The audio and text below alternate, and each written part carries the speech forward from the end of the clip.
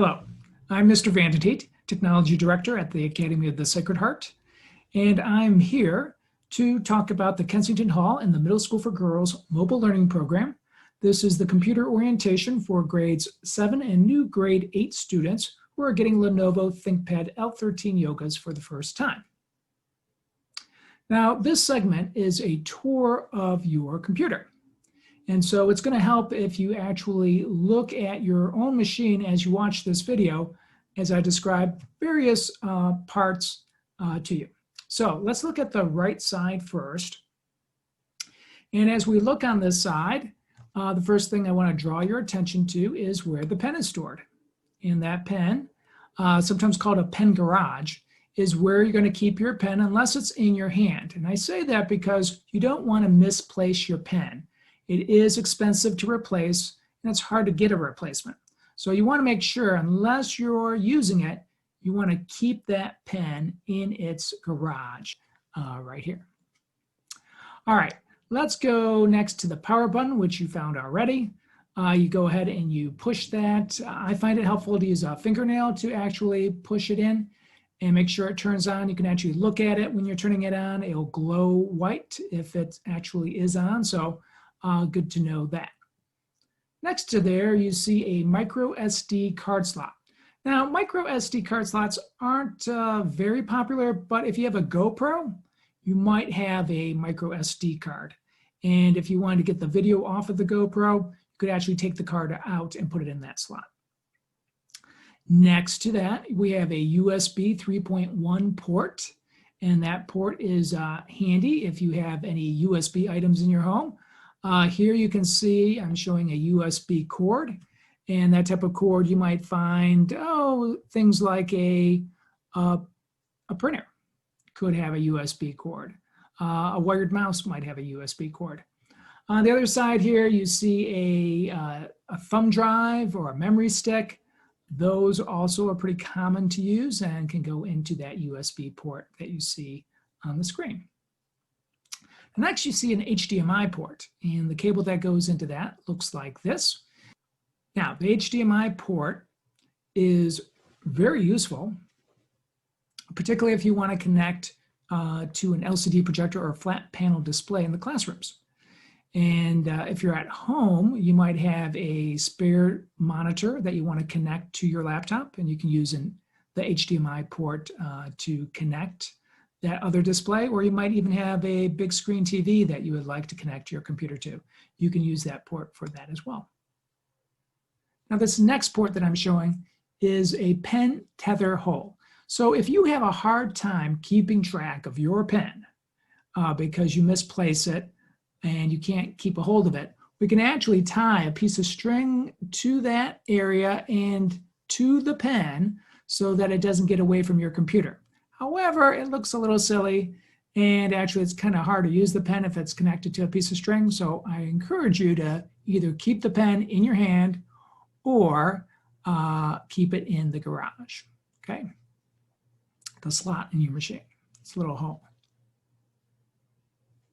All right, now we're looking at the left side of the computer. So if you just turn your machine, turn the way you're looking at the computer to the opposite side, you're going to see the left side, and this left side is where, amongst other things, you plug in the power cord.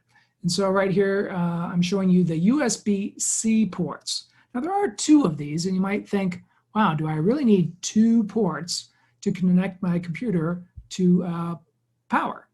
And well, no, you really don't. However, USB-C ports can do other things than just power. So you can connect some external hard drives. You can connect some external displays via USB-C. So right now, you might only be using it to charge your computer, one of these two ports, but in the future, you might use another port for another reason. Since you have two, you might ask, which one should I use to power the computer? You really can use either one. I usually use this one that's further to the back. And it's got the little electrical symbol next to it. It also has a little light, which we'll talk about in a minute or two. That'll let you know how the computer is doing with charging. Now, as we move down here, we have another USB 3.1 port We looked at those earlier on the other side. This one's a little special though. It actually will charge a device that's connected via this port even if the computer's sleeping, whereas the other one won't do that. So if you have a cell phone and you wanted to charge it, you might want to use this port other than the other one on the other side if the computer's sleeping. And next to that port, we have the headphones microphone port. Here's where you can plug in a headset if you have a connector like this that's shown on the screen. The computer also has Bluetooth. So if you'd rather connect wirelessly a headset, you can do that as well. Now, the back of the computer might not seem all that interesting to anybody, but I do want to point out one thing, and that is the air vent that's located back there. The computer does get hot when it's operating, and so you don't want to cover up this vent. You don't want the computer to get too hot, and it can get damaged that way. So you want to make sure you don't cover that up with a blanket or something like that. You want to make sure the computer can always breathe. Now, we talked about the power button. And I actually have an image on the screen here that shows where that power button is. And another light, the ThinkPad logo on the top of the laptop actually has a red light. These are indicator lights, and they're going to show you the status of your computer. If your computer's on, the light will be on as well. Okay, both of these lights. If the light is off, your computer's off in general. Now, if it's blinking slowly, that means the computer is in a sleep mode. That's a good thing. Sleep mode allows you to wake the computer up fast. And so when you close the lid, it will go to sleep in a low power mode. And then when you open the lid back up, it'll wake up. One thing you want to be careful of, and why I mention this status light in this presentation, is if you shut down your machine, it should power off. Or if you close the lid, it should go into a sleep mode. That's what it should do. There could be an occasion where it doesn't, for whatever reason. It hangs up, we say. And if that's the case, you don't want to put it in your computer bag because it can overheat, okay? So what I do is when I close the lid or I shut down the machine, I make sure that light is either blinking slowly for sleep mode or is completely off if I've shut it down. If it's glowing steadily and not blinking or off, then I don't want to put it into the computer bag. I want to troubleshoot why it didn't go to sleep or why it didn't shut down. So before you put that computer in its bag, take a look at those indicator lights. Either one will let you know if the computer is still on and shouldn't be placed in the computer bag. Now there's another light on the computer to draw your attention to. And I've got it here on the screen. When you plug in your computer to charge it, there is a little light next to that next to both of those USB-C ports that we talked about, the charging ports. And if it's white, that means the computer is 90 to 100% fully charged. On the other hand, if it's amber or orange, that means it's partially charged or charging. If it's off, that means it's not getting any power. So if you think you're charging your computer and you know your battery isn't being charged, you might want to look at that light. And if that light isn't on, that means something's wrong with your charging setup. Maybe the plug isn't firmly into the wall, or maybe the cord got loose from the power adapter. You want to look at that and try to troubleshoot why your computer is not charging. And that light's a great way to do that. Now this is actually the bottom of the computer, which if you're watching this video, I don't need you necessarily to turn your computer upside down to see this right now. But I did want to point out to you that on the bottom, there is a serial number, and it's on a sticker. And the reason why I want to point this out to you is you've got to make sure you keep this serial number sticker on your computer. If something happens to your computer, we're going to want to know what the serial number is at the IT help desk, who's going to help you with getting that computer repaired. And that number is critical. So don't take that sticker off. Don't mark up that sticker. Make sure that sticker stays on the computer and that you don't bother with it. Now, under the lid of the computer, probably looking at that right now, let's look at the keyboard a little bit. All right, so here we have got the keyboard. Now, the top row here has a bunch of great symbols. And these are really handy shortcuts for your computer. I use them all the time. Something you need to know, though, about those symbols is you've got to make sure the function lock is off. So there is a little light when the function lock is on that will cause these symbols not to work. Instead, the letter number combinations below will work, and those aren't actually all that helpful. These F2s, F3s, F4s, they're not as widely used as the symbols by students. So you're just going to want to make sure if you do see this little light next to the, actually part of the escape key, it's called the function lock light, you turn it off by holding down the function button and hitting escape. So just make sure that's off so that these symbols work. So let's talk about these symbols. Take a little closer look at them. Well, the first three are great. They're their volume controls, including the mute right here. And that actually glows when you are muted, so you know. And then you've got a volume down and a volume up button. So very good for controlling the volume of the computer. Then you have a microphone mute button. And again, that has a little light that will glow if your microphone's muted. Very helpful. Screen brightness. Wow, this is really helpful, particularly if you use your computer a lot. You don't want your computer to be too bright or too dim. You want it to be about the same brightness as the room that you're in. So right now you could even try turning up and down the screen brightness to get to sort of match the brightness of the light in the rest of your room. And keep that in mind as you work with your computer. Now this next symbol is called the display output. And this is what actually helps you connect to a secondary display or one of those LCD projectors in the classrooms, flat panel TV, those types of things, if you have something connected to the HDMI port that we talked about earlier. Next to that, you have the disable wireless button. Now you might ask, why would you want to disable your wireless? One thing is that it can save some power. So you can actually, if you're running low on battery and you don't need the internet, you could turn off your Wi-Fi. All right, and there are other symbols on that top row there of keys that you can explore on your own time. Now something else on this keyboard is a world-facing camera. Now this might seem like a really unusual place for a camera. It did to me the first time I saw it. And I'll try to explain to you why it's called a world-facing camera. If you think about it, if you look at your keyboard right now, it's not facing the world, it's facing probably your ceiling. So how can this be a world-facing web camera, you might ask? Well, let's remember that your laptop isn't an ordinary laptop. It is not. It is a convertible laptop tablet, meaning that the screen actually folds all the way back, much the same way someone who does yoga can actually do. So you see this individual here. And remember your computer name, it is a ThinkPad Yoga. And that name was chosen because the screen actually does bend all the way back. Actually, your computer has 4 different modes or 4 different ways that it can be set up. Now, this one in the lower corner here, that is more of a traditional laptop mode. All right, that's the way you're going to use your computer when you're typing. Okay.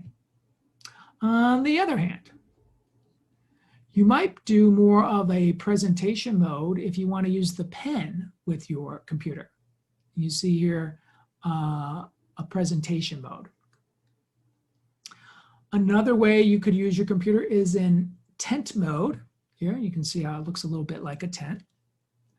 And finally, I want to draw your attention to this setup where the computer is being used in what we call a tablet mode, where the keyboard is fully folded back. And if you had a world-facing camera on the keyboard side of the computer, you can see how, looking at the screen here, you could actually take pictures and use your computer's touchscreen to take a picture of various items using that world-facing camera. So that's why that camera is there. I don't actually think you're going to use it that much. In another video segment, we'll look at how that camera, we can actually turn on that webcam. Now, when you go into tablet mode, and if you haven't done so already, I encourage you to. Remember, you're just going to take the screen and gently turn it so that it's folded up under the keyboard and then face the computer screen toward you. Now, I should note that when you do that, the computer might ask you this question. And it's an interesting one. It says, do you want to switch to tablet mode? Now, what is tablet mode? Technically, when you fold the computer screen under itself, you're going into a tablet form factor, all right? But this tablet mode is a software question. It wants to know if you want to simplify the menu options so that you can use your fingers more easily with the computer screen. To tell you the truth, I've tried this a number of times and I've never really enjoyed it. So I almost always pick no to this. Now, certainly you're new to this machine, so you can try saying yes and no, and you get out of this tablet mode by just taking your computer and turning it back into laptop mode. But the software change, I find that the buttons are too big and it doesn't really appeal to me. Eventually, you can, whichever way you pick, either the yes or the no here, you can tell the computer to stop asking you by pulling down this menu here. And it will stop asking you whether you want to go to tablet mode. I pretty much like the computer to do nothing when I switch over and do a tablet form factor. Something else I want to mention about your keyboard is there is a fingerprint reader.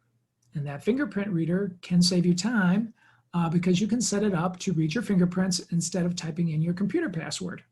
And that's something you'll learn about more later.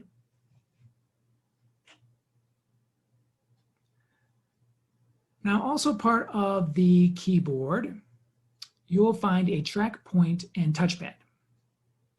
Now, the track point you see here, you've got the button, as I call it, in the center, that little red eraser-like object.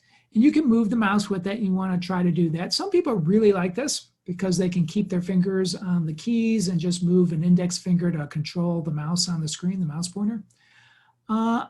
I've tried it. Sometimes I do use it. You can try it. Maybe you'll enjoy it. It's an option. And then if you do use that stick or track point, you have a left click and a right click that your thumbs can use to control the cursor on the screen. You also, though, have a big touchpad. And the touchpad is what I tend to use, or I actually have a wireless mouse as well. But most students do use the touchpad, and that touchpad will let you control the mouse very well. And something to note, although it's not labeled, there is a right-click area in the lower part of that touchpad. And that's important for you to know about in case anybody says that you need to right-click on something. Usually they say right-click with a mouse. Since this laptop has a built-in touchpad, you're going to right-click with that touchpad. You just click and hold, and that will equal a right mouse button click on your touchpad. Very quickly, I just want to demonstrate what a right mouse button click might look like on a web page. When you right mouse button click, you get a menu that lets you do a variety of things. If you're on the desktop and not on a web page or somewhere else, that menu is going to look different. So when I right mouse button click on the desktop, I get options like personalizing the computer or changing the display settings. All right, now let's look at the screen. Well, first thing to draw your attention to is the webcam. This is the primary webcam, the one that you're going to be using. Say if you're using Zoom or another web conferencing tool, or the camera of the computer, this is the primary one. And it actually has a webcam shutter, so you can slide that over. Instead of using a sticker, you can actually slide a piece of plastic over that lens if you want some privacy. Microphones, there's two of them, and they're built into the screen right at the top edge here. Might be hard for you to see, but that's where they're located. So if someone asks you to talk more directly into the microphone, that's the area where you want to speak. Finally here, there's a label with your name. And so this is important. If someone finds your computer somewhere at school and wants to give it back to you, instead of turning it on, they can just look at that label. So it's very important. You're not allowed to remove that label. We need you to keep it on there. It also helps our IT help desk. They have to manage a lot of different computers, and they don't want to have to turn them on to find out whose machine is whose. All right. Well, that concludes this video segment on the tour of the L13 Yoga. Thank you for watching.